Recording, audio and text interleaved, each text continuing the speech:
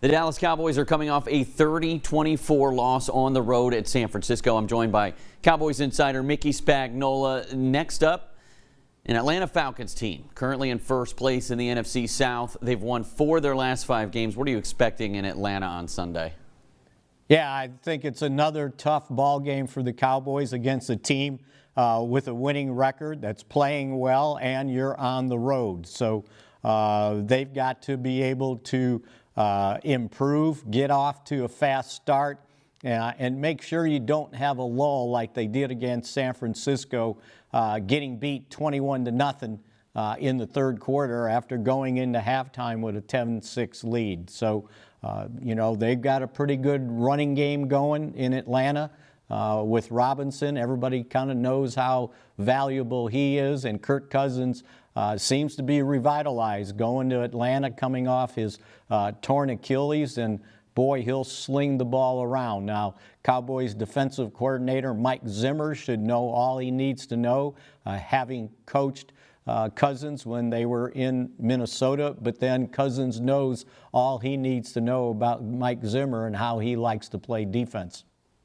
How do you attack them defensively? Because they, like as you just said, they have a great running game. They have a 1-2 punch with Algier and Robinson.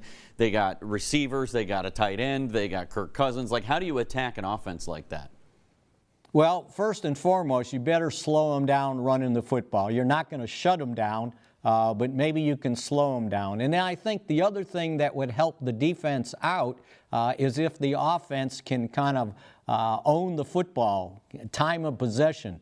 They barely had the ball in the third quarter against San Francisco. I think they only had like 12, 15 yards total, while San Francisco ended up with 167. And that kind of wears out your defense when it's on the field that long. So not only do they need to score on offense and maybe play from ahead instead of from behind, but just kind of hog the football a little bit more.